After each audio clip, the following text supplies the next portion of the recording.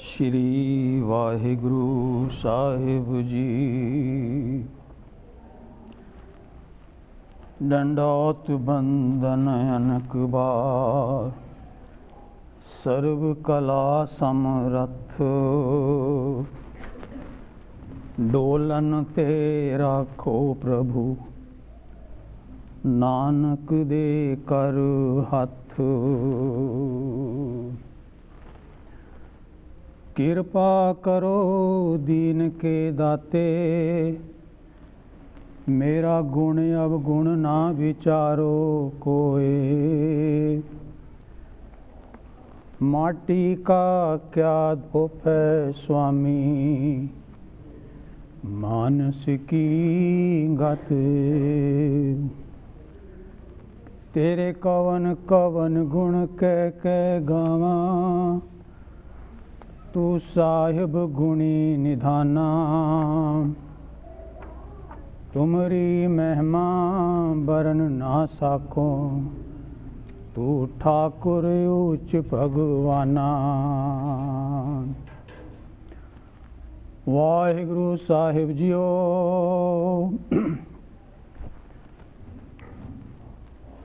सलोक महला पहला। सच काल कूड़ वरत्या, कल का लख बेताल। बियो बीज पत ले गए, अब क्यों उगवे दाल। सच काल कूड़ वरत्या, कल का लख बेताल। बियो बीज पत ले गए, अब क्यों उगवे दाल। जे एक होए तां उगवे, रुति हूँ रुत होए। नानक पाहे बाहरा, कोरे रंग न सोए। भय विच खुंब चढ़ाइए, शरम पाओ तन होए। नानक भगति जे रपे, कूड़े सोए न कोय। भय विच खुंब चढ़ाइए, शरम पाहो तन होए। नानक भगति जे रपे, कूड़े सोए न कोय। वाहिगुरु जी का खालसा, वाहिगुरु जी की फतेह। जुगो जुग अटल। धन धन सतगुरु श्री गुरु ग्रंथ साहब महाराज जी की पावन हजूरी विच विराजमान गुरु की साध संगत। सतगुरां दी अपार बख्शिश किरपा सदका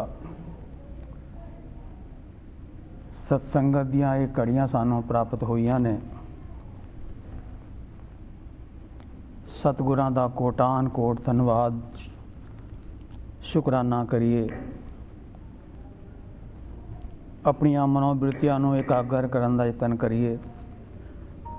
आओ सारे प्यार नाल आखो सतनाम श्री वाहिगुरु। धन धन सतगुरु श्री गुरु नानक देव महाराज जी की महान बाणी। आशा की वार दी लड़ीवार विचार आप श्रवण कर रहे हो। पिछले हफ्ते तक 10 पौड़ियां तक दी विचार संपूर्ण हुई सी। 24 पौड़ियां ने आशा जी की वार दियां श्लोक ने नाल ते जो महाराज ने इस दे विच विषय लए ने, उस संसार दी हालात नाल, साडे जीवन दे नाल संबंधित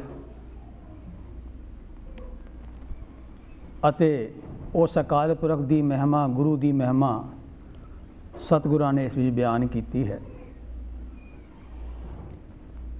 10वीं पौड़ी दे विच महाराज ने बख्शिश कीती सी कि भावें संसार दे विच ऐसे लोग भी ने ਜਿਹੜੇ कि रब तो विछड़े हुए ने, रब के नाम तो टुटे हुए ने ਅਤੇ ਉਹ अपना जीवन व्यर्थ गवा रहे ने। पर कुछ ऐसे भी ने ਜਿਹੜੇ गुरु की कृपा राही, गुरु की सिक्ख्या राही उस अकाल पुरख नाल जुड़े हुए ने, जिन्हां दा जीवन निर्मल है। महाराज कहते हैं कि इहो जिहे जिहड़े गुरमुख ने, जे उन्हां दे चरनां दी धूल, उन्हां दे चरनां दी खाक सानू मिल जाए, तो जे असी उसनूं अपने मस्तक नाल लाइए तो साडा भी इस जन्म दे विच निस्तारा हो सकता है। साडे मन दे विचों भी झूठा लालच, क्रोध, अहंकार जिहड़ा है वो निकल सकता है। पर इहो जिहे गुरमुखां दी धूड़ जिहड़ी है जां ते पूर्वले कर्मां नाल मिलदी है, जां इस जन्म दे विच जो असी कालना कालनी है या काल रहे हाँ, चंगे कर्म करके उस अकाल पुरख दा नाम जप के तां साडे भाग चंगे हुंदे ने। नहीं तो मनुख कई बारी अपनी थोड़ी मत दे करके अपनी कालना भी गवा लैंदा है, धर्म दे कर्म भी करता है, पर नाल नाल हंकार वश होके माड़े कर्म भी कई बारी कर जाता है, भावें उसनूं पता ना ही लगे। जिवें असी कई बारी अनजाने दे विच ही किसी की निंदिया करन लगदे हाँ, सानू पता ही नहीं लगता कि ये निंदिया जिहड़ी है ये साडे गुणां दा नाश कर रही है, साडी कमाई नूं खा रही है। जिथे महाराज ने इन्हां गुरमुखां दा जिक्र कीता है अज दे श्लोक दे विच, जिहड़ा कि 11वीं पौड़ी तो पहला श्लोक है, 3 श्लोक ने 11वीं पौड़ी तो पहला धन गुरु नानक देव महाराज जी दे उच्चारण कीते हुए। इस दे विच महाराज ने वो कुछ कारण दसे ने जिन्हां करके कि अज मनुख भटकिया होया है, धर्म दे मार्ग तो भटकिया होया है, परमात्मा तो टुटिया होया है, अते उन्हां दी जीवन की अवस्था की हो गई है वो भी महाराज ने बयान किया है।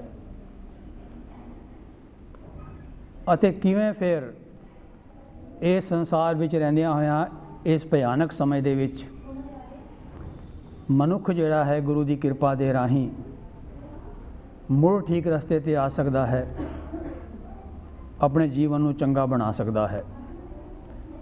महाराज ने कुछ उदाहरणां लईआं ने। पहली उदाहरण महाराज ने ली है बीज दी। असी जानते हाँ जदों तक बीज साबित है उन्होंने धरती विच बीजे तां ही उग सकता है। जे उसका टोटे टोटे हो जाए, 2 हिस्से हो जान, दाल हो जाए, दुफाड़ हो जाए, फिर उसनों बीजिए धरती विच फिर उगदा नहीं। दूजी उदाहरण महाराज ने ली है कि जिवें कोरा कपड़ा हुंदा है, वो कोरा कपड़ा जिहड़ा है जे उसनों असीं सीधे ही रंग चाड़न दा यतन करिए, रंगण दा यतन करिए तो उस ते रंग नहीं चढ़दा। उन्होंने पहला खुंब ते चढ़ा के धोना पैंदा है, फिर पा लानी पैंदी है फिटकरी दे पानी दे विच, तां किधरे वो रंगण जोगा बनता है। ये दोवें उदाहरण जिहड़े ने उन्हां दा संबंध जिहड़ा है महाराज ने साडे नाल किवें जोड़िया है। आओ आपां पंक्ति दर पंक्ति इस ते विचार करिए। पहली पंक्ति विच महाराज बख्शिश कर रहे ने, सच काल कूड़ वरत्या कल का लख बेताल। महाराज कहते हैं कि ये समा जिहड़ा अज दा है कलयुग दा समा, इस समय दे विच सच दा काल पै गया, अकाल पै गया। इत्थे काल दा अर्थ समा नहीं, इत्थे काल दा अर्थ है अकाल पैना, सोखा पैना। ਕਹਿੰਦੇ ਨੇ ਇਸ ਸਮੇਂ ਦੇ ਵਿੱਚ ਸੱਚ ਦਾ ਤੇ ਅਕਾਲ ਪੈ ਗਿਆ ਅਤੇ ਕੂੜ ਦਾ ਬੋਲਬਾਲਾ ਹੋ ਗਿਆ। ਸਭ ਜਗ੍ਹਾ ਕੂੜ ਹੀ ਵਰਤਿਆ ਜਾ ਰਿਹਾ ਹੈ, ਝੂਠ ਹੀ ਵਰਤਿਆ ਜਾ ਰਿਹਾ ਹੈ। ਕਾਰਨ ਕੀ ਹੈ? ਮਹਾਰਾਜ ਕਹਿੰਦੇ ਨੇ ਕਲ ਕਾਲਖ ਬੇਤਾਲ। ਕਲਯੁਗ ਦੇ ਵਿੱਚ ਰਹਿੰਦਿਆਂ ਹੋਇਆਂ ਜੀਵ ਜਿਹੜੇ ਪਾਪ ਕਰ ਰਹੇ ਨੇ ਉਹਨਾਂ ਦੀ ਜਿਹੜੀ ਕਾਲਖ ਹੈ, ਉਹ ਕਾਲਖ ਜਿਹੜੀ ਹੈ ਉਹ ਉਹਨਾਂ ਦੇ ਮਨਾਂ 'ਤੇ ਜੰਮ ਗਈ ਹੈ ਅਤੇ ਕਲਯੁਗ ਦੇ ਅਧੀਨ ਹੋ ਕੇ, ਸਮੇਂ ਦੇ ਅਧੀਨ ਹੋ ਕੇ ਇਹ ਲੋਕ ਪਾਪ ਕਰਮ ਕਮਾ ਰਹੇ ਨੇ ਅਤੇ ਪਰਮਾਤਮਾ ਤੋਂ ਟੁੱਟ ਗਏ ਨੇ। ਬੇਤਾਲ ਦਾ ਅਰਥ ਹੈ ਪੂਤਨਾ। ਉਹਨਾਂ ਦਾ ਜੀਵਨ ਜਿਹੜਾ ਹੈ ਭੂਤਾਂ ਪ੍ਰੇਤਾਂ ਵਰਗਾ ਹੋ ਗਿਆ ਹੈ ਅਤੇ ਅਸਲ ਵਿੱਚ ਹੈ ਵੀ। ਭਾਵੇਂ ਅਸੀਂ ਕਹਿੰਦੇ ਹਾਂ ਭੂਤ ਪ੍ਰੇਤ ਦਿਸਦੇ ਨਹੀਂ, ਪਰ ਜੇ ਗੁਰਬਾਣੀ ਨੂੰ ਪੜ੍ਹੀਏ ਤੇ ਮਹਾਰਾਜ ਨੇ ਸਪਸ਼ਟ ਕੀਤਾ ਹੈ ਕਿ ਜਿਹੜੇ ਪਰਮਾਤਮਾ ਨਾਲ ਟੁੱਟੇ ਹੋਏ ਨੇ ਉਹ ਭੂਤਾਂ ਪ੍ਰੇਤਾਂ ਤੋਂ ਘੱਟ ਨਹੀਂ। ਮਹਾਰਾਜ ਕਹਿੰਦੇ ਨੇ ਕਿ ਹਾਲਾਤ ਇਹੋ ਜਿਹੇ ਬਣ ਗਏ ਨੇ ਕਿ ਕਲਯੁਗ ਦੇ ਵਿੱਚ ਜਿਹੜੇ ਰਾਜੇ ਸਨ, ਜਿਨ੍ਹਾਂ ਨੇ ਪ੍ਰਜਾ ਦੀ ਰਾਖੀ ਕਰਨੀ ਸੀ, ਉਹ ਆਪ ਹੀ ਪ੍ਰਜਾ ਨੂੰ ਸਤਾਉਣ ਲੱਗੇ ਨੇ, ਜ਼ੁਲਮ ਕਰ ਰਹੇ ਨੇ। ਜਿਨ੍ਹਾਂ ਨੇ ਖੇਤਾਂ ਦੀ ਵਾੜ ਬਣਨਾ ਸੀ, ਉਹ ਵਾੜ ਹੀ ਖੇਤ ਨੂੰ ਖਾ ਰਹੀ ਹੈ। ਪ੍ਰਜਾ ਜਿਹੜੀ ਹੈ ਆਪ ਕੁੱਤੀ ਮੂੰਹੀ ਹੋ ਗਈ। ਕੁੱਤੇ ਮੂੰਹੀ ਕੀ ਹੁੰਦਾ ਹੈ? ਜਿੱਥੇ ਕਿਧਰੇ ਕੋਈ ਚੀਜ਼ ਦਿਸੇ, ਭਾਵੇਂ ਖਾਣ ਵਾਲੀ ਹੈ ਭਾਵੇਂ ਨਹੀਂ ਖਾਣ ਵਾਲੀ, ਉਸ ਨੂੰ ਮੂੰਹ ਮਾਰਨਾ, ਦੂਜਿਆਂ ਦੇ ਹੱਕ ਤੇ ਮੂੰਹ ਮਾਰਨਾ। ਇਸ ਦਾ ਬੜਾ ਚੰਗਾ ਜ਼ਿਕਰ ਭਾਈ ਸਾਹਿਬ ਭਾਈ ਗੁਰਦਾਸ ਜੀ ਨੇ ਆਪਣੀ ਇੱਕ ਵਾਰ ਵਿੱਚ ਕੀਤਾ ਹੈ। ਆਪਾਂ ਪਹਿਲਾਂ ਵੀ ਬਹੁਤ ਵਾਰੀ ਸੁਣਦੇ ਹਾਂ, ਇੱਕ ਵਾਰੀ ਫੇਰ ਵਿਚਾਰ ਲਈਏ। ਭਾਈ ਸਾਹਿਬ ਕਹਿੰਦੇ ਨੇ ਕੱਲ ਆਈ ਕੁੱਤੇ ਮੂਈ ਖਾਜ ਹੋਆ ਮੁਰਦਾਰ ਗੁਸਾਈ। ਕਹਿੰਦੇ ਕਲਯੁਗ ਕੀ ਆ ਗਿਆ, ਜਨਤਾ ਕੁੱਤੇ ਮੂਈ ਹੋ ਗਈ ਅਤੇ ਇਹਨਾਂ ਦਾ ਖਾਣਾ ਹੋ ਗਿਆ ਮੁਰਦਾਰ। ਮੁਰਦਾਰ ਕੀ ਹੈ? ਮਹਾਰਾਜ ਕਹਿੰਦੇ ਨੇ ਹੱਕ ਪਰਾਇਆ ਨਾਨਕਾ ਉਸ ਸੁਅਰ ਸੁਗਾਏ, ਗੁਰ ਪੀਰ ਹਾਮਾ ਤਾਂ ਪਰੇ ਜੇ ਮੁਰਦਾਰ ਨਾ ਖਾਏ। ਦੂਜੇ ਦਾ ਹੱਕ ਖਾਣਾ, ਦੂਜੇ ਦਾ ਹੱਕ ਮਾਰਨਾ ਜਿਹੜਾ ਹੈ ਉਹ ਮੁਰਦਾਰ ਹੈ। ਭਾਈ ਸਾਹਿਬ ਕਹਿੰਦੇ ਨੇ ਖਾਣਾ ਜਿਹੜਾ ਹੈ ਉਹ ਮੁਰਦਾਰ ਹੋ ਗਿਆ, ਦੂਜਾ ਦਾ ਹੱਕ ਹੋ ਗਿਆ। ਰਾਜੇ ਪਾਪ ਕਮਾਉਣ ਦੇ ਉਲਟੀ ਵਾੜ ਖੇਤ ਕੋ ਖਾਈ। ਰਾਜੇ ਆਪ ਹੀ ਪ੍ਰਜਾ ਤੇ ਅਤਿਆਚਾਰ ਕਰਨੇ, ਉਹਨਾਂ ਤੇ ਰਾਖੀ ਕਰਨੀ ਸੀ ਉਹਨਾਂ ਦੀ। ਪ੍ਰਜਾ ਕੁਝ ਬੋਲਦੀ ਨਹੀਂ। ਕਾਰਨ ਕੀ ਹੈ? ਪ੍ਰਜਾ ਅੰਧੀ ਗਿਆਨ ਬਿਨ ਕੂੜ ਕੁਸਤ ਮੁਖੋਂ ਅਲਾਈ। ਗਿਆਨ ਨਹੀਂ ਹੈ ਪ੍ਰਜਾ ਨੂੰ, ਕੋਈ ਗਿਆਨ ਦੇਣ ਵਾਲਾ ਵੀ ਨਹੀਂ ਹੈ। ਅੰਨੀ ਹੋ ਗਈ ਪ੍ਰਜਾ ਇਸ ਕਰਕੇ, ਅਤੇ ਉਹ ਵੀ ਝੂਠ ਦੇ ਮਗਰ ਲੱਗ ਤੁਰੀ ਹੈ। ਕੁਸਤ ਝੂਠ ਬੋਲਦੀ ਹੈ। ਅਤੇ ਜਿਨ੍ਹਾਂ ਨੇ ਕੋਈ ਰਾਹ ਦਿਖਾਣੀ ਸੀ, ਹੁਣ ਜਿਹੜੇ ਕਲਯੁਗੀ ਗੁਰੂ ਨੇ ਕਿਹੋ ਜਿਹੇ ਹੋ ਗਏ ਨੇ? ਭਾਈ ਸਾਹਿਬ ਕਹਿੰਦੇ ਨੇ ਚੇਲੇ ਸਾਜ ਵਜਾਇੰਦੇ ਨੱਚਨ ਗੁਰੂ ਬਹੁ ਵਿਦ ਭਾਈ। ਜਿਹੜਾ ਅਸਲ ਕੰਮ ਸੀ ਲੋਕਾਂ ਨੂੰ ਸਿੱਧਾ ਰਸਤਾ ਦੱਸਣਾ, ਲੋਕਾਂ ਨੂੰ ਪਰਮਾਤਮਾ ਦੇ ਨਾਲ ਜੋੜਨਾ, ਕਹਿੰਦੇ ਨੇ ਉਹ ਕੰਮ ਛੱਡ ਕੇ ਉਹਨਾਂ ਨੇ ਤੇ ਨੱਚਣਾ ਟੱਪਣਾ ਸ਼ੁਰੂ ਕਰ ਦਿੱਤਾ। ਅਸੀਂ ਵੇਖਦੇ ਹੀ ਹਾਂ ਕੀ ਹੋ ਰਿਹਾ ਅੱਜ ਕੱਲ੍ਹ। ਸੇਵਕ ਬੈਠਣ ਘਰਾਂ ਵਿੱਚ, ਗੁਰ ਉੱਠ ਘਰ ਤੇ ਨਾੜੇ ਜਾਈ। ਉਲਟੀ ਰੀਤ ਕਹਿੰਦੇ ਨੇ ਆਰੰਭ ਹੋ ਗਈ ਹੈ। ਪਹਿਲਾਂ ਤੇ ਸੇਵਕ ਗੁਰੂਆਂ ਦੇ ਘਰ ਵੀ ਜਾਂਦੇ ਸੀਗੇ, ਜਾ ਕੇ ਸੇਵਾ ਕਰਦੇ ਸੀਗੇ। ਹੁਣ ਗੁਰੂ ਜਿਹੜੇ ਨੇ ਉਹੀ ਸੇਵਕਾਂ ਦੇ ਘਰ ਜਾ ਰਹੇ ਨੇ। ਕਾਜੀ ਹੋਏ ਰਿਸ਼ਵਤੀ ਵੱਡੀ ਲੈ ਕੇ ਹੱਕ ਗਵਾਈ। ਜਿਹੜੇ ਕਾਜੀ ਸੀ, ਜਿਨ੍ਹਾਂ ਨੇ ਨਿਆਂ ਕਰਨਾ ਸੀਗਾ, ਉਹ ਰਿਸ਼ਵਤ ਲੈ ਕੇ, ਵੱਡੀ ਲੈ ਕੇ ਲੋਕਾਂ ਦਾ ਹੱਕ ਮਾਰ ਰਹੇ ਨੇ, ਲੋਕਾਂ ਨਾਲ ਅਨਿਆਏ ਕਰ ਰਹੇ ਨੇ। ਇਸਤਰੀ ਪੁਰਖ ਹੈ ਦਾਮ ਹਿਤ ਭਾਵੇਂ ਆਏ ਕਿਥਾਉ ਜਾਈ। ਮਨੁੱਖਾਂ ਨੂੰ, ਇਸਤਰੀਆਂ ਨੂੰ, ਸਾਰਿਆਂ ਨੂੰ ਹੀ ਮਾਇਆ ਹੀ ਸਭ ਕੁਝ ਦਿਸਦੀ ਹੈ। ਮਾਇਆ ਦੇ ਖਾਤਰ ਕੁਝ ਵੀ ਕਰਨ ਨੂੰ ਤਿਆਰ ਹੋ ਜਾਂਦੇ ਨੇ। ਉਹਨਾਂ ਨੂੰ ਖਿਆਲ ਹੀ ਨਹੀਂ ਰਹਿੰਦਾ ਕਿ ਚੰਗਾ ਹੈ ਕੀ ਮਾੜਾ ਹੈ। ਅਖੀਰ ਵਿੱਚ ਭਾਈ ਸਾਹਿਬ ਕਹਿੰਦੇ ਨੇ ਵਰਤਿਆ ਪਾਪ ਸਭਸ ਜਗਮਾਈ, ਸਾਰੇ ਜਗ ਦੇ ਵਿੱਚ ਪਾਪ ਵਰਤ ਗਿਆ। ਅਤੇ ਧੰਨ ਗੁਰੂ ਨਾਨਕ ਦੇਵ ਜੀ ਮਹਾਰਾਜ ਤੇ ਪਤਾ ਕੀ ਕਹਿੰਦੇ ਨੇ, ਕਲਯੁਗ ਦੇ ਵਿੱਚ ਜਿਹੜੇ ਪੁੱਤਰ ਧੀਆਂ ਪੈਦਾ ਹੋ ਰਹੇ ਨੇ ਜਿਨ੍ਹਾਂ ਘਰਾਂ ਦੇ ਵਿੱਚ ਪਰਮਾਤਮਾ ਦਾ ਨਾਮ ਨਹੀਂ, ਜਿਨ੍ਹਾਂ ਘਰਾਂ ਦੇ ਵਿੱਚ ਉਸ ਅਕਾਲ ਪੁਰਖ ਦਾ ਸਿਮਰਨ ਨਹੀਂ, ਧਰਮ ਨਹੀਂ, ਉਹ ਜਿਨ੍ਹਾਂ ਦੇ ਸਮਾਨ ਨੇ। ਬੜੇ ਕੜੜੇ ਸ਼ਬਦ ਨੇ ਧੰਨ ਗੁਰੂ ਨਾਨਕ ਦੇਵ ਮਹਾਰਾਜ ਜੀ ਦੇ। ਪਾਤਸ਼ਾਹ ਕਹਿੰਦੇ ਨੇ ਕਲੀ ਅੰਦਰ ਨਾਨਕਾ ਜਿਨ੍ਹਾਂ ਦਾ ਅਵਤਾਰ, ਪੁੱਤ ਜਨੂਰਾ ਧੀ ਜਨੂਰੀ ਜੋਰੂ ਜਿਨ੍ਹਾਂ ਦਾ ਸਿਕਦਾਰ। ਕਹਿੰਦੇ ਨੇ ਜਿੰਨ ਹੀ ਜੰਮ ਰਹੇ ਨੇ, ਪੁੱਤਰ ਵੀ ਜਿੰਨ ਨੇ, ਪੁੱਤਰੀਆਂ ਵੀ ਜਿੰਨ ਨੇ, ਅਤੇ ਜਿਹੜੀ ਪਤਨੀ ਹੈ ਉਹਨਾਂ ਦੀ ਸਰਦਾਰ ਬਣੀ ਹੋਈ ਹੈ, ਕੁਝ ਕਹਿਣ ਨਹੀਂ ਦਿੰਦੀ, ਉਹਨਾਂ ਨੂੰ ਸਮਝਾਣ ਹੀ ਨਹੀਂ ਦਿੰਦੀ। ਕਾਰਨ ਕੀ ਹੈ? ਘਰਾਂ ਦਾ ਮਾਹੌਲ, ਘਰਾਂ ਦਾ ਵਾਤਾਵਰਣ ਇਹੋ ਜਿਹਾ ਹੋ ਗਿਆ। ਇਹ ਭਾਵੇਂ ਗੱਲ ਮਹਾਰਾਜ ਨੇ 550 ਸਾਲ ਪਹਿਲਾਂ ਕਹਿ ਦਿੱਤੀ, 500 ਸਾਲ ਪਹਿਲਾਂ ਕਹਿ ਦਿੱਤੀ, ਪਰ ਦੇਖੋ ਹਾਲਾਤ ਅੱਜ ਹੋਰ ਵੀ ਵਿਗੜੇ ਹੋਏ ਨੇ। ਅੱਜ ਵਾਤਾਵਰਣ ਹੋਰ ਵੀ ਖਰਾਬ ਹੋ ਗਿਆ, ਕਿਉਂਕਿ ਜਿੱਥੇ ਪਰਮਾਤਮਾ ਦਾ ਨਾਮ ਨਹੀਂ ਹੈ, ਝੂਠ ਦਾ ਵਰਤਾਰਾ ਹੈ। ਸਾਰਾ ਦਿਨ ਝੂਠੇ ਨਾਟਕ ਚੱਲਣੇ ਨੇ, ਝੂਠ ਦੀ, ਫਰੇਬ ਦੀ, ਧੋਖੇ ਦੀ ਗੱਲ ਹੋਣੀ ਹੈ। ਉੱਥੇ ਫਿਰ ਮਨੁੱਖ ਕਿੱਥੇ ਰਹਿਣਗੇ? ਉੱਥੇ ਤੇ ਜਿੰਨ ਭੂਤ ਹੀ ਰਹਿਣਗੇ। ਬਾਬਾ ਕਬੀਰ ਜੀ ਨੇ ਕਹਿ ਦਿੱਤਾ, ਕਬੀਰ ਜੇਕਰ ਸਾਧ ਨਾ ਸੇਵੀਏ ਹਰ ਕੀ ਸੇਵਾ ਨਾਏ, ਤੇ ਕਰ ਮਰ ਹਟ ਸਾਰ ਕੇ ਭੂਤ ਬਸੈ ਤਿਨ ਮਾਏ। ਕਹਿੰਦੇ ਉਹ ਘਰ ਕਿਹੋ ਜਿਹੇ ਨੇ ਜਿੱਥੇ ਪਰਮਾਤਮਾ ਦਾ ਨਾਮ ਨਹੀਂ, ਸਾਧੂ ਸੰਤਾਂ ਦੀ ਸੇਵਾ ਨਹੀਂ। ਕਹਿੰਦੇ ਨੇ ਸ਼ਮਸ਼ਾਨ ਵਰਗੇ ਨੇ। ਅਤੇ ਜਿਹੜੇ ਰਹਿਣ ਵਾਲੇ ਨੇ ਨਾ, ਉਹ ਵੀ ਮਨੁੱਖ ਨਹੀਂ ਹੈਗੇ, ਜਿੰਨ ਭੂਤ ਹੀ ਹੈਗੇ ਨੇ। ਕਲਯੁਗ ਦਾ ਸਮਾਂ, ਜਿਸ ਵਿੱਚ ਕਿ ਪਾਪ ਵਰਤਿਆ ਹੈ ਚਾਰਾਂ ਪਾਸੇ। ਮਹਾਰਾਜ ਕਹਿੰਦੇ ਨੇ ਕਿ ਮਨੁੱਖ ਭਾਵੇਂ ਜਿਤਨਾ ਮਰਜ਼ੀ ਸਿਆਣਾ ਹੋ ਜਾਏ, ਕਿੰਨਾ ਚਤੁਰ ਹੋ ਜਾਏ,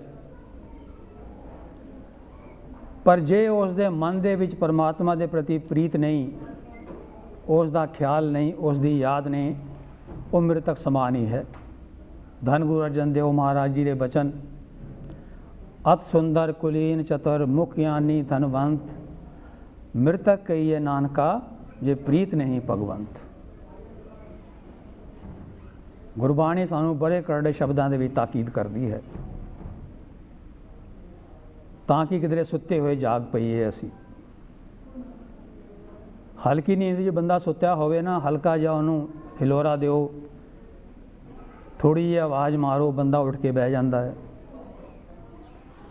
ਪਰ ਜੇ ਨੀਂਦਰ ਇੰਨੀ ਡੂੰਘੀ ਹੋਵੇ, ਹਿਲਾਉਣ ਨਾਲ ਵੀ ਨਾ ਉੱਠੇ, ਫਿਰ ਉਸ ਨੂੰ ਝਟਕੇ ਮਾਰ ਕੇ ਚੁੱਕਿਆ ਜਾਂਦਾ ਹੈ, ਜ਼ੋਰ ਦਾ ਧੱਕਾ ਦੇ ਕੇ ਉਠਾਇਆ ਜਾਂਦਾ ਹੈ। ਇਹ ਉਹ ਝਟਕੇ ਨੇ ਸਾਨੂੰ, ਜਿਹੜੇ ਮਹਾਰਾਜ ਸਾਨੂੰ ਮਾਇਆ ਦੀ ਨੀਂਦਰ ਦੇ ਵਿੱਚੋਂ ਜਗਾਉਣ ਦਾ ਯਤਨ ਕਰ ਰਹੇ ਨੇ। ਇਹ ਕਲਯੁਗ ਦਾ ਸਮਾਂ ਇਤਨਾ ਭਿਆਨਕ ਸਮਾਂ, ਜਿਹੜਾ ਕਿ ਸਾਨੂੰ ਘੜੀ ਮੁੜੀ ਆਪਣੇ ਰਸਤੇ ਤੋਂ ਖਿਡਾਉਂਦਾ ਹੈ। ਸਤਸੰਗਤ ਵਿੱਚ ਆਉਂਦੇ ਹਾਂ, ਗੁਰੂ ਦੇ ਕੋਲ ਆਉਂਦੇ ਹਾਂ, ਚੰਗੀਆਂ ਗੱਲਾਂ ਸੁਣਦੇ ਹਾਂ, ਉਪਦੇਸ਼ ਸੁਣਦੇ ਹਾਂ। ਥੋੜ੍ਹੀ ਦੇਰ ਵਾਸਤੇ ਮਨ ਦੇ ਵਿੱਚ ਗੱਲ ਆਉਂਦੀ ਹੈ ਕਿ ਠੀਕ ਹੈ, ਗੁਰੂ ਦੀ ਗੱਲ ਮੰਨਣੀ ਚਾਹੀਦੀ ਹੈ, ਪਰ ਬਾਹਰ ਨਿਕਲਦਿਆਂ ਐਸੀ ਹਵਾ ਲੱਗਦੀ ਹੈ, ਮਨੁੱਖ ਦੇ ਵਿਚਾਰ ਜਿਹੜੇ ਨੇ ਬਦਲ ਜਾਂਦੇ ਨੇ। ਹਵਾ ਵਿੱਚ, ਵਾਤਾਵਰਣ ਵਿੱਚ ਘੁੰਮ ਰਹੇ ਬਾਹਰ ਦੇ ਵਿਚਾਰ ਇੰਨੇ ਤਾਕਤਵਰ ਨੇ, ਉਹ ਸਾਡੇ ਕਮਜ਼ੋਰ ਵਿਚਾਰਾਂ ਨੂੰ ਦੱਬ ਦਿੰਦੇ ਨੇ। ਝੂਠ ਦੇ ਵਿਚਾਰ, ਮਾੜੇ ਕਰਮਾਂ ਦੇ ਵਿਚਾਰ ਸਾਡੇ ਉੱਤੇ ਹਾਵੀ ਹੋ ਜਾਂਦੇ ਨੇ। ਸਾਨੂੰ ਇਸ ਗੱਲ 'ਤੇ ਧਿਆਨ ਦੇਣਾ ਚਾਹੀਦਾ ਹੈ ਕਿ ਜਦੋਂ ਤੱਕ ਅਸੀਂ ਗੁਰੂ ਦੀ ਸਿੱਖਿਆ ਨੂੰ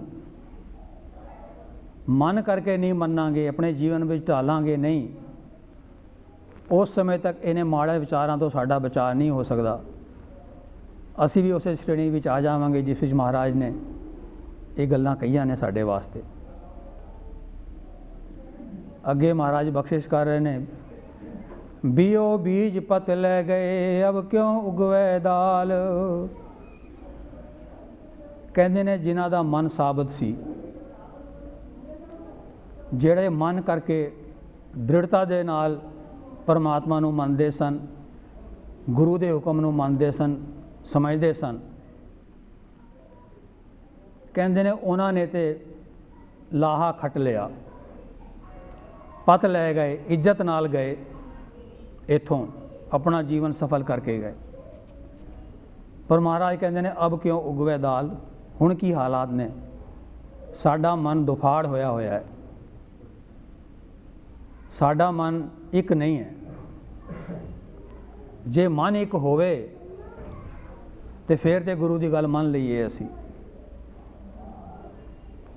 ਅੱਧੇ ਅਸੀਂ ਗੁਰੂ ਵੱਲ ਤੁਰਦੇ ਹਾਂ, ਅੱਧੇ ਅਸੀਂ ਦੂਜੇ ਪਾਸੇ ਤੁਰਦੇ ਹਾਂ।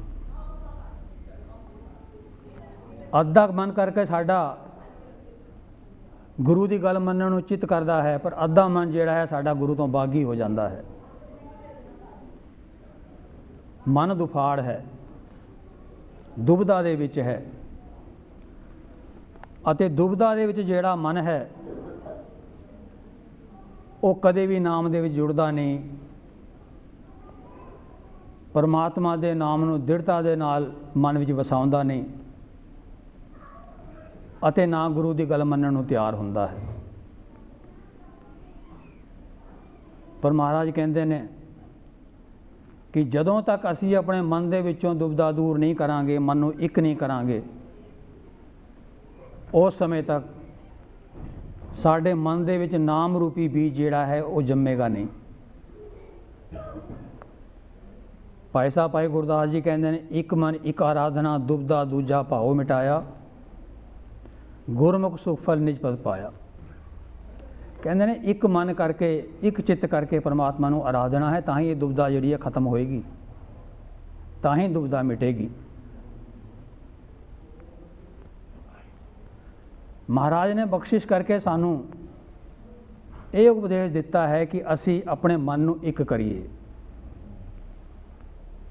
ਮਨ ਇੱਕ ਹੋ ਜਾਏਗਾ, ਦੁਬਿਧਾ ਦੂਰ ਹੋ ਜਾਏਗੀ, ਗੁਰੂ ਦਾ ਉਪਦੇਸ਼ ਵੀ ਚੰਗਾ ਲੱਗੇਗਾ, ਤੇ ਮਨ ਦੇ ਵਿੱਚ ਦ੍ਰਿੜਤਾ ਵੀ ਆਏਗੀ ਕਿ ਹਾਂ ਜੀਵਨ ਹੁਣ ਅਸੀਂ ਠੀਕ ਰਸਤੇ 'ਤੇ ਲੈ ਕੇ ਜਾਣਾ ਹੈ। ਉਸ ਦੇ ਵਾਸਤੇ ਮਨ ਦੇ ਵਿੱਚ ਦ੍ਰਿੜ ਵਿਸ਼ਵਾਸ ਦਾ ਹੋਣਾ ਬੜਾ ਜ਼ਰੂਰੀ ਹੈ। ਜੇ ਅਸੀਂ ਧਰਮ ਦੇ ਮਾਰਗ 'ਤੇ ਚੰਗੇ ਤਰੀਕੇ ਦੇ ਨਾਲ ਨਹੀਂ ਤੁਰ ਰਹੇ, ਇਸ ਦਾ ਅਰਥ ਹੈ ਸਾਡੇ ਵਿਸ਼ਵਾਸ ਵਿੱਚ ਕਿਧਰੇ ਨਾ ਕਿਧਰੇ ਤੇ ਕਮੀ ਹੈ। ਜੇ ਵਿਸ਼ਵਾਸ ਪੱਕਾ ਹੋਵੇ ਤੇ ਬਾਰ-ਬਾਰ ਕਹਿਣ ਦੀ ਲੋੜ ਹੀ ਨਾ ਪਵੇ, ਗੁਰਮਤਿ ਕੀ ਹੈ, ਰਹਿਤ ਮਰਿਆਦਾ ਕੀ ਹੈ, ਅੰਮ੍ਰਿਤ ਕੀ ਹੈ, ਕਿਉਂ ਲੋੜ ਹੈ ਇਹਨਾਂ ਚੀਜ਼ਾਂ ਦੀ। ਇੰਨਾ ਹੀ ਵਿਸ਼ਵਾਸ ਬਹੁਤ ਹੈ, ਗੁਰੂ ਨੇ ਕਿਹਾ ਹੈ, ਗੁਰੂ ਦੀ ਗੱਲ ਮੰਨਣੀ ਹੈ, ਇਸ ਤੋਂ ਵੱਧ ਕੋਈ ਲੋੜ ਪੁੱਛਣ ਦੀ ਲੋੜ ਹੀ ਨਹੀਂ। ਜੋ ਗੁਰ ਕਹੈ ਸੋ ਕਾਰ ਕਮਾਓ। ਜੇ ਵਿਸ਼ਵਾਸ ਦ੍ਰਿੜ ਹੈ ਤੇ ਮਨ ਦੇ ਵਿੱਚ ਸ਼ੰਕੇ ਉਤਪੰਨ ਦੀ ਗੁੰਜਾਇਸ਼ ਹੀ ਨਹੀਂ, ਮਨ ਵਿੱਚ ਪ੍ਰਸ਼ਨ ਉਠਣ ਦੀ ਗੱਲ ਹੀ ਨਹੀਂ, ਇਸ ਦੀ ਕੀ ਲੋੜ ਹੈ, ਅੱਜ ਕੱਲ੍ਹ ਇਹ ਕੀ ਹੈ, ਇਹ ਕੀ ਹੈ। ਇਹੋ ਜਿਹੇ ਸਵਾਲ ਉਹਨਾਂ ਮਨਾਂ ਵਿੱਚ ਹੀ ਉੱਠਦੇ ਨੇ ਜਿੱਥੇ ਸ਼ੰਕਾ ਹੈ, ਜਿੱਥੇ ਵਿਸ਼ਵਾਸ ਨਹੀਂ ਹੈ, ਵਿਸ਼ਵਾਸ ਦੀ ਕਮੀ ਹੈ। ਅਤੇ ਸਾਧ ਸੰਗਤ ਜੀ, ਜਿਹੜਾ ਅਧਿਆਤਮ ਦਾ ਮਾਰਗ ਹੈ, ਧਰਮ ਦਾ ਮਾਰਗ ਹੈ, ਰੱਬ ਦਾ ਮਾਰਗ ਹੈ, ਉਸ ਦੀ ਪਹਿਲੀ ਕੰਡੀਸ਼ਨ ਹੀ ਇਹ ਹੈ ਵਿਸ਼ਵਾਸ। ਤਾਂ ਹੀ ਰੋਜ਼ ਅਰਦਾਸ ਕਰਦੇ ਆ ਨਾ ਸਿੱਖਾਂ ਨੂੰ, ਸਿੱਖੀ ਦਾਨ, ਕੇਸ ਦਾਨ, ਰਹਿਤ ਦਾਨ, ਵਿਵੇਕ ਦਾਨ, ਭਰੋਸਾ ਦਾਨ, ਕਿਉਂਕਿ ਭਰੋਸੇ ਦੀ ਸਾਨੂੰ ਲੋੜ ਹੈ, ਵਿਸ਼ਵਾਸ ਦੀ ਸਾਨੂੰ ਲੋੜ ਹੈ। ਸੋ ਮਹਾਰਾਜ ਕਹਿੰਦੇ ਨੇ ਮਨ ਨੂੰ ਇੱਕ ਕਰੀਏ, ਤਾਂ ਹੀ ਇਹ ਮਨ ਜਿਹੜਾ ਹੈ, ਜੇ ਇੱਕ ਹੋਏ ਤਾਂ ਉਗਵੇ ਰੁੱਤੀ ਹੂੰ ਰੁੱਤ ਹੋਏ। ਹੁਣ ਇੱਥੇ ਮਹਾਰਾਜ ਨੇ ਰੁੱਤ ਦੀ ਗੱਲ ਵੀ ਕੀਤੀ ਹੈ। ਰੁੱਤੀ ਹੂੰ ਰੁੱਤ ਹੋਏ, ਰੁੱਤਾਂ ਦੇ ਵਿੱਚੋਂ ਚੰਗੀ ਰੁੱਤ ਕਿਹੜੀ ਹੈ, ਜਿਸ ਵਿੱਚ ਕਿ ਬੀਜ ਨੂੰ ਬੀਜਿਆ ਜਾਵੇ ਤੇ ਬੀਜ ਚੰਗੀ ਤਰ੍ਹਾਂ ਉੱਗ ਕੇ ਫਲ ਦੇਣ ਜੋਗਾ ਹੋ ਜਾਏ। ਕਿਸੇ ਗੈਰ ਰੁੱਤ ਦੇ ਵੀ ਤੁਸੀਂ ਬੀਜ ਦਿਓ, ਜੇ ਉਸ ਦੇ ਬੀਜਣ ਦੀ ਰੁੱਤ ਨਹੀਂ ਹੈ ਤੇ ਪਹਿਲਾਂ ਤੇ ਉੱਗੇਗਾ ਹੀ ਨਹੀਂ, ਜੇ ਉੱਗ ਵੀ ਜਾਏਗਾ ਤੇ ਫਲ ਨਹੀਂ ਆਏਗਾ। ਇਸ ਵਾਸਤੇ ਰੁੱਤ ਵੀ ਚੰਗੀ ਚਾਹੀਦੀ ਹੈ। ਹੁਣ ਮਹਾਰਾਜ ਕਹਿੰਦੇ ਨੇ ਕਲਯੁਗ ਦੇ ਵਿੱਚ ਰੁੱਤ ਜਿਹੜੀ ਹੈ ਉਹ ਨਾਮ ਦੇ ਬੀਜਣ ਦੀ ਰੁੱਤ ਹੈ। ਅਬ ਕਲੂ ਆਇਓ ਰੇ ਇੱਕ ਨਾਮ ਬੋ ਬੋ ਅਨ ਰੁੱਤ ਨਾਹੀ ਨਾਹੀ ਮਤ ਭਰਮ ਭੂਲੋ ਭੂਲੋ। ਮਨ ਦੇ ਵਿੱਚ ਕੋਈ ਭਰਮ ਨਾ ਰੱਖੋ, ਹੋਰ ਕੋਈ ਰੁੱਤ ਨਹੀਂ ਹੈ, ਇਹੀ ਰੁੱਤ ਹੈ। ਅਤੇ ਇੱਕ ਰੁੱਤ ਹੈ ਸਾਡੀ ਮਨੁੱਖਾ ਜਾਮੇ ਦੀ ਰੁੱਤ, ਮਨੁੱਖਾ ਜਨਮ ਦੀ ਰੁੱਤ। ਇਹ ਰੁੱਤ ਵੀ ਦੁਬਾਰਾ ਨਹੀਂ ਲੱਭਣੀ। ਭਈ ਪ੍ਰਾਪਤ ਮਾਨੁਖ ਦੇ ਹੁਰੀਆ ਗੋਵਿੰਦ ਮਿਲਣ ਕੀ ਇਹ ਤੇਰੀ ਬਰਿਆ। ਇਹੀ ਸਮਾਂ ਹੈ, ਇਹੀ ਰੁੱਤ ਹੈ। ਜੇ ਇਸ ਰੁੱਤ ਦੇ ਵਿੱਚ ਅਸੀਂ ਨਾਮ ਰੂਪੀ ਬੀਜ ਬੀਜਾਂਗੇ ਮਨ ਦੇ ਵਿੱਚ, ਮਨ ਨੂੰ ਸਾਬਤ ਰੱਖ ਕੇ, ਤੇ ਉਸ ਦੇ ਵਿੱਚੋਂ ਜ਼ਰੂਰ ਅੰਕੁਰ ਫੁੱਟੇਗਾ ਨਾਮ ਦਾ, ਜਿਹੜਾ ਕਿ ਸਾਡੇ ਜੀਵਨ ਨੂੰ ਨਿਰਮਲ ਕਰੇਗਾ। ਮਹਾਰਾਜ ਕਹਿੰਦੇ ਨੇ ਕਿ ਜਿਹੜਾ ਸਾਡਾ ਜੀਵਨ ਹੈ, ਇਸ ਦੇ ਵਿੱਚ ਇਤਨੀਆਂ ਔਕੜਾਂ ਨੇ, ਇਤਨੀਆਂ ਪਰੇਸ਼ਾਨੀਆਂ ਨੇ।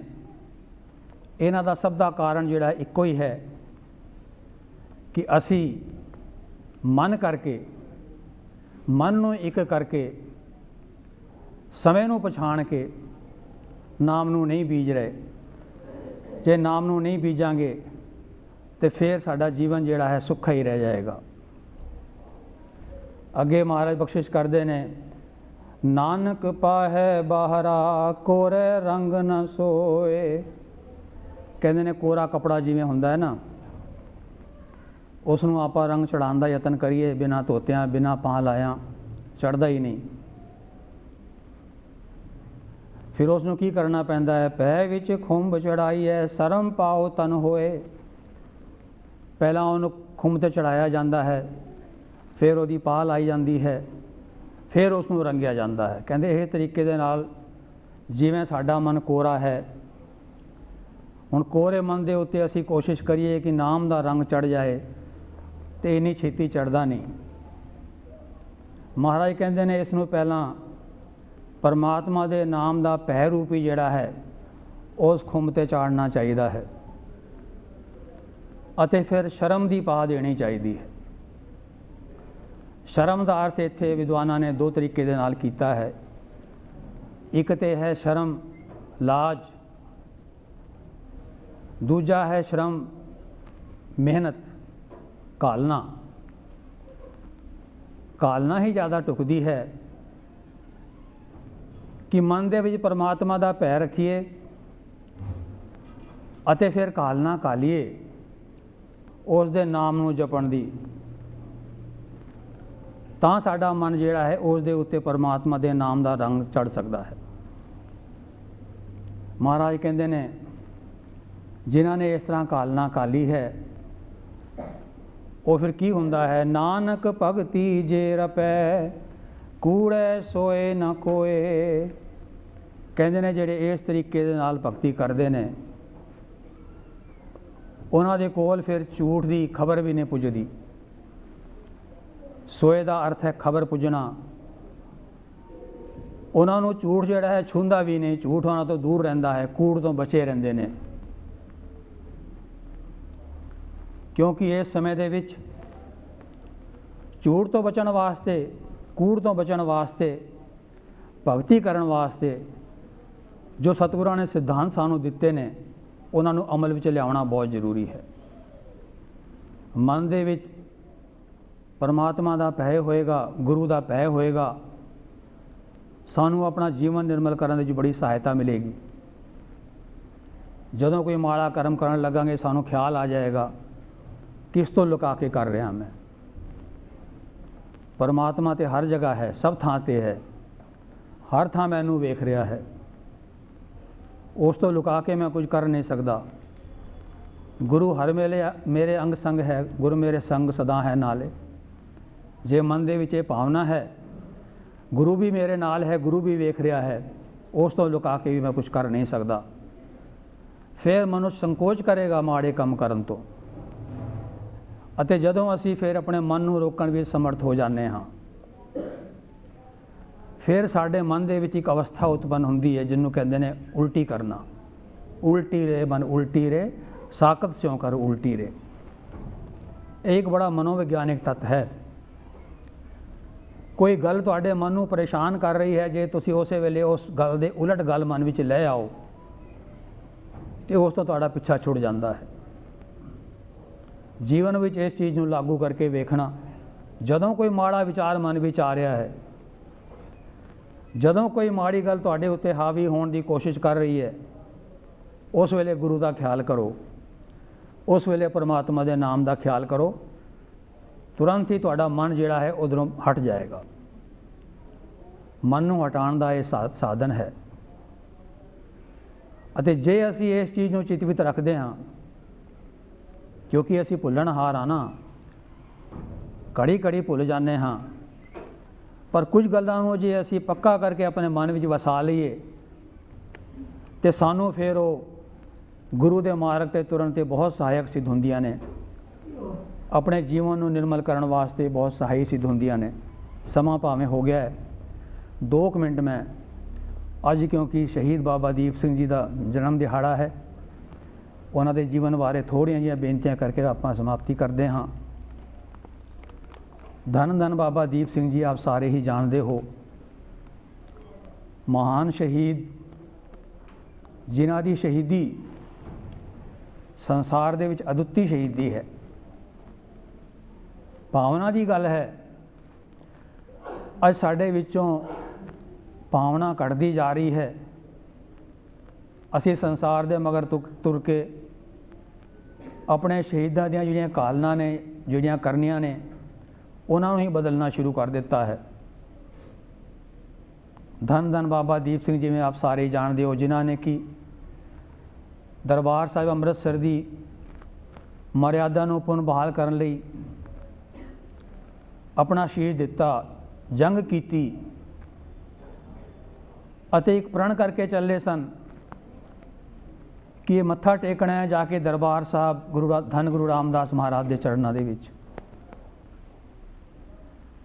ਅਤੇ ਜਦੋਂ ਯੁੱਧ ਹੋਇਆ ਅੰਮ੍ਰਿਤਸਰ ਦੇ ਬਾਉਂਡਰੀ ਦੇ ਉੱਤੇ, ਅਯੂਬ ਖਾਨ ਸੀਗਾ ਉਹਨਾਂ ਦਾ ਕਮਾਂਡਰ, ਅਹਿਮਦ ਸ਼ਾਹ ਦੁਰਾਨੀ ਦਾ, ਬੜਾ ਜ਼ਬਰਦਸਤ ਲੜਾਕਾ ਸੀ। ਉਸ ਨੇ ਤੇ ਬਾਬਾ ਦੀਪ ਸਿੰਘ ਜੀ ਨੇ ਇਕੱਠੇ ਵਾਰ ਕੀਤੇ, ਦੋਵਾਂ ਦੇ ਸਿਰ ਲੈ ਗਏ ਸਨ। ਬਾਬਾ ਦੀਪ ਸਿੰਘ ਜੀ ਨੇ ਉਸ ਵੇਲੇ ਅਰਦਾਸ ਕਰਕੇ ਤੁਰੇ ਸਨ। ਜਦੋਂ ਪਾਸ ਲੜਦੇ ਹੋਏ ਸਿੰਘਾਂ ਨੇ ਵੇਖਿਆ ਤੇ ਕਿਹਾ, ਬਾਬਾ ਜੀ ਅਰਦਾਸ ਕਰਕੇ ਤੁਰੇ ਸੀ, ਤੁਸੀਂ ਤੇ ਮੱਥਾ ਟੇਕਣਾ ਹੈ ਦਰਬਾਰ ਸਾਹਿਬ। ਤੇ ਬਾਬਾ ਜੀ ਦੀ ਘਾਲਨਾ ਇੰਨੀ ਸੀ, ਉਸ ਵੇਲੇ ਸੀਸ ਜਿਹੜਾ ਆਪਣੇ ਹੱਥ 'ਤੇ ਰੱਖਿਆ ਤੇ ਉਹਨਾਂ ਨੇ ਜੰਗ ਕੀਤਾ। ਬਾਬਾ ਜੀ ਦਾ ਜਨਮ 1682 ਵਿੱਚ ਪਿੰਡ ਪਹੂ ਪਿੰਡ ਵਿਖੇ ਹੋਇਆ ਸੀ। ਉਹਨਾਂ ਦੇ ਪਿਤਾ ਜੀ ਦਾ ਨਾਮ ਭਾਈ ਭਗਤਾ ਜੀ ਅਤੇ ਮਾਤਾ ਜੀ ਦਾ ਨਾਮ ਮਾਤਾ ਜੀਵਨੀ ਜੀ ਸੀ। ਜਦੋਂ ਬਾਬਾ ਜੀ ਦਾ ਜਨਮ ਹੋਇਆ, ਉਸ ਵੇਲੇ ਧੰਨ ਗੁਰੂ ਤੇਗ ਬਹਾਦਰ ਸਾਹਿਬ ਦੀ ਸ਼ਹੀਦੀ ਹੋਇਆ 7 ਸਾਲ ਹੋ ਗਏ ਸਨ। ਸਤਿਗੁਰੂ ਜੀ ਨੇ ਅਨੰਦਪੁਰ ਸਾਹਿਬ ਰਹਿ ਕੇ ਅੰਮ੍ਰਿਤ ਦੀ ਦਾਤ ਲਈ, ਸਿੱਖਿਆ ਪ੍ਰਾਪਤ ਕੀਤੀ ਅਤੇ ਉੱਥੇ ਧੰਨ ਗੁਰੂ ਕਲਗੀਧਰ ਪਾਤਸ਼ਾਹ ਦੇ ਨਾਲ ਰਹਿੰਦਿਆਂ ਹੋਇਆਂ ਗੁਰਬਾਣੀ ਦੇ ਸ਼ਬਦ ਵਿਚਾਰ, ਕਥਾ, ਸਾਰਾ ਕੁਝ ਸਿੱਖਿਆ। ਅਖੀਰਲੇ ਸਮੇਂ ਬਾਬਾ ਬੰਦਾ ਸਿੰਘ ਬਹਾਦਰ ਨੇ ਜਦੋਂ ਯੁੱਧ ਕੀਤਾ ਸੀ ਸਰਹੰਦ ਦੇ ਨਵਾਬ ਦੇ ਖਿਲਾਫ, ਉਸ ਯੁੱਧ ਵਿੱਚ ਵੀ ਬਾਬਾ ਜੀ ਨੇ ਭਾਗ ਲਿਆ ਸੀ, ਹਿੱਸਾ ਲਿਆ ਸੀ।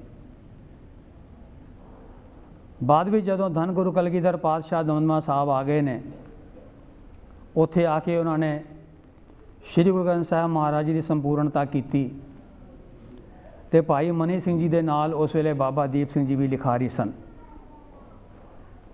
ਉਸ ਤੋਂ ਬਾਅਦ ਬਾਬਾ ਜੀ ਨੇ ਜਦੋਂ ਗੁਰੂ ਸਾਹਿਬ ਦੱਖਣ ਚਲੇ ਗਏ, ਦਮਦਮਾ ਸਾਹਿਬ ਰਹਿੰਦਿਆਂ ਹੋਇਆਂ ਮਹਾਰਾਜ ਦੇ ਹੁਕਮ ਦੇ ਅਨੁਸਾਰ ਉਹਨਾਂ ਨੇ ਸ਼੍ਰੀ ਗੁਰੂ ਗ੍ਰੰਥ ਸਾਹਿਬ ਜੀ ਦੇ 4 ਉਤਾਰੇ ਕੀਤੇ।